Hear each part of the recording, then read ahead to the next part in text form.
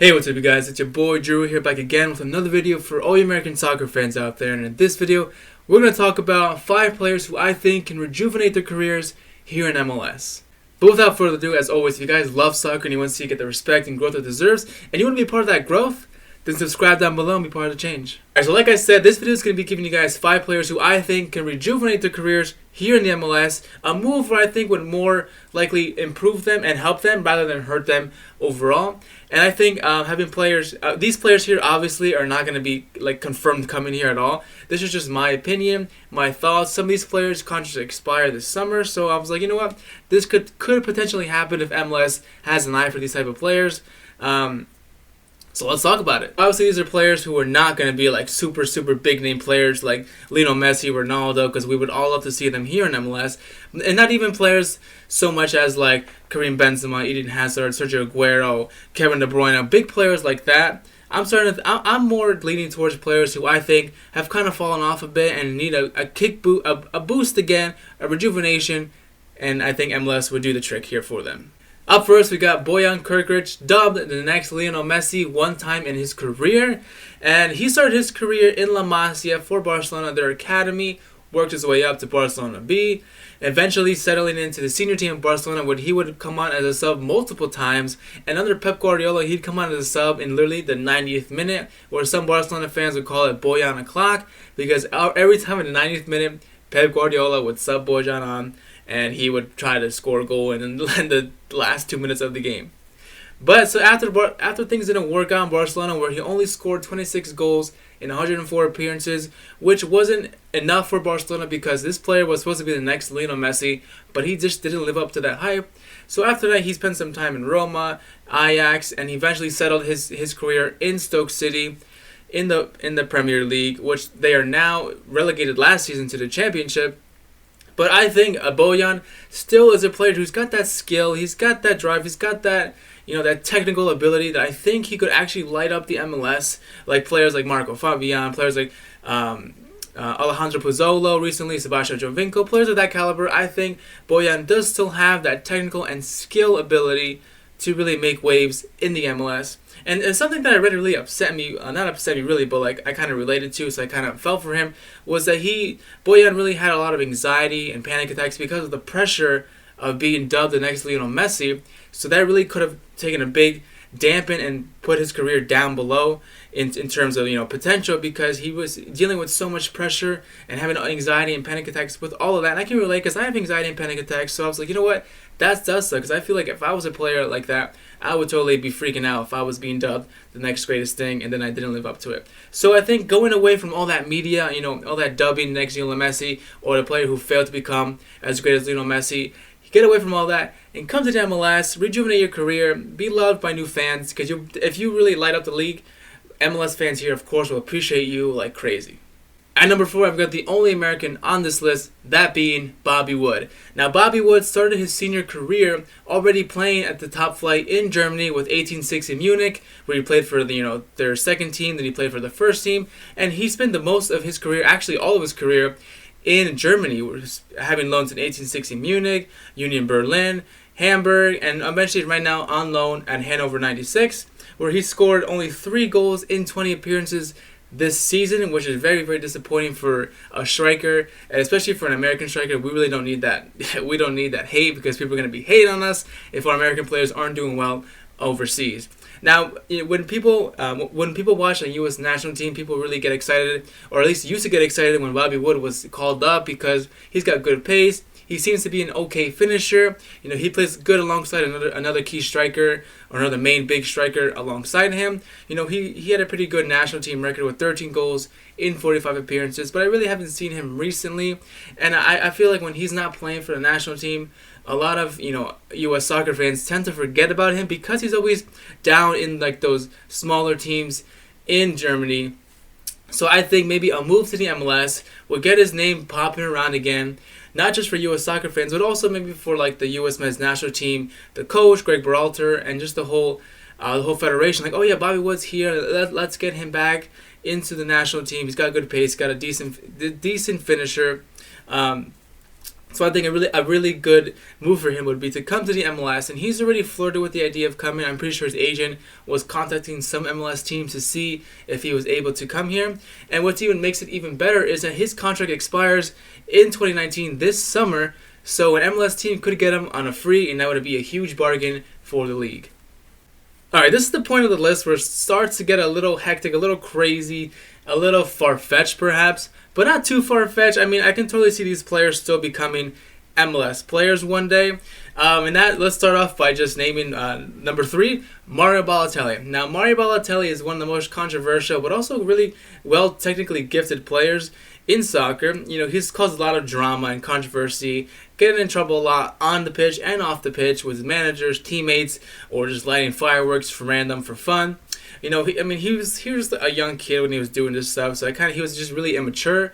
But I feel right now in his career, he's kind of matured. He's kind of grown out of that for the most part. He's kind of realized, you know what, my career didn't live up to the hype that it used to be. He had so much potential in Italian soccer and overall when he was playing for Inter Milan and Manchester City. A lot of people really hyped him up.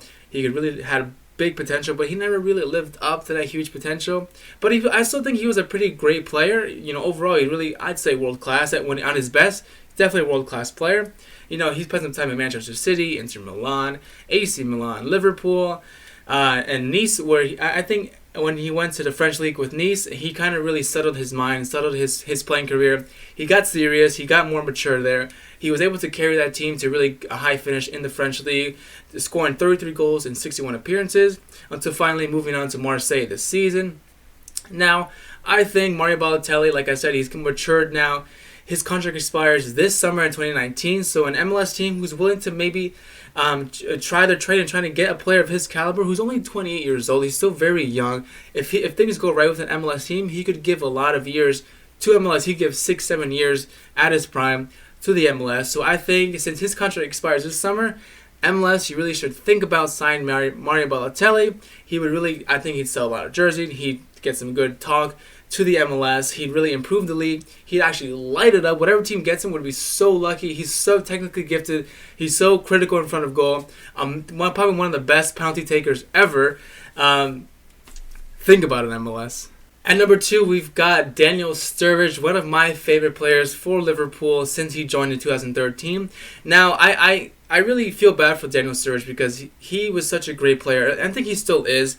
Only 29 years old, still pretty young. Still can be in his prime of his career if he can get out of this injury rut, which is why I always feel bad for him. I feel like he's just so fragile, so injury prone. But when he's not injury prone, when he's fully healed at 100%, he's a world class player, one of the best strikers. Great pace. He's spent most of his time. Obviously, he spent all of his career in England in the Premier League with Manchester City, then going on to Chelsea, where he eventually settled his career right now in Liverpool. You know, having a loan spell at West Brom last season, but right now struggling in form, struggling in trying to get out of injuries, struggling to be named on the team sheet for Jurgen Klopp's Liverpool, which is really hard right now with players like Salah, Roberto Firmino already being ahead of him, way ahead of him. I think Daniel Sturridge needs a little to clear his mind a bit, air out his dirty laundry, get out of your England especially, and try a new challenge, challenge himself differently. If he doesn't want to go to a different country in Europe, he could totally try to come to MLS, where I think he would definitely also, like a bunch of these players in this league, totally light up the league. I think if he could stay healthy, if he has a team with a good physio team, he'd be able to stay healthy, hopefully. And when he's in his prime and 100%, he definitely could carry an MLS team. Definitely be a striker that MLS teams would love to have. Any MLS team would love to have Daniel Sturridge. And guess what, MLS? His contract also expires this summer, 2019. So an MLS team who's thinking about getting another striker or in desperate need of a striker, think about Daniel Sturridge. Alright, I'm kind of afraid to name the last one because I know it is very highly unlikely, but considering all the drama that's going on with his contract and the current team he's playing with right now, I can see him possibly maybe thinking about it, maybe not be set on the idea of coming to MLS, but maybe thinking about it. And when I say the name, you guys are going to be like, oh yeah, definitely, but that ain't going to happen, Drew, sorry. Angry comments. There's never gonna happen. MLS sucks. Blah blah blah blah. Okay, ready? Alexis Sanchez. Okay, I know. It's crazy. He's a crazy player, very high-rated winger and striker, a very great player. But hear me out, okay? He spent a lot of time already around Europe in the big leagues, already playing his trade in Italy with Barcelona and Spain. Two stints in England with Arsenal and Manchester United, which brings me to Manchester United, who are really in a turmoil as a team overall right now. Now, Alexis Sanchez had a lot of success with Arsenal. The only downside was that Arsenal didn't have the players to keep up with him or to match his great ability and his great world-classness. So he could never really win anything major, or he couldn't really carry Arsenal himself, and that was a shame for him. So he wanted to get out and go to a team where he wanted to win some stuff. And he was like, you know what? United seem to be like a team who's starting to get back on track to where they were under Sir Alex Ferguson. So why not just hop on the Manchester United train and ride that out? Well, probably the biggest mistake he could have done, only in 2018 scoring 3 goals in 30 appearances for United. Being plagued by injuries, being plagued by not wanting to be played by Jose Mourinho. A lot of rifts going on there between him and the manager. A lot of just him not wanting to play. It was just so much controversy there in United. Him demanding so much money for his salary could be the only downside, at least maybe only one of the only downsides, to him coming to the MLS, because I think if he wants to continue getting the amount of money he gets now at United, which is like a shit ton, I can't see any MLS team matching that salary. I mean, unless he wants to take a pay cut, probably like a huge pay cut, and come here to MLS and kind of just like get out of that whole drama and whole funk he's in right now in his career. I feel like he's really in a big rut, and I feel like a lot of big teams won't want to take him, especially with the attitude he's got right now. He's very money hungry right now. So if he comes to the MLS, maybe he could kind of like get sorted out, and then possibly, even if he stays for like 2 years or 3, and then probably just go back to Europe and you know what, I'm back. Alexis Sanchez is back, great winger, one of the best wingers in the generation so far, when he's at his best, of course. He's 30 years old, so he's like getting up there in age, but I still think 30 years old is a young enough age for players to come to the MLS and can still turn their careers around. Now, like I said, the only thing that could really dampen this move to MLS is that obviously his contract does not expire this summer like a lot of these players on this list do.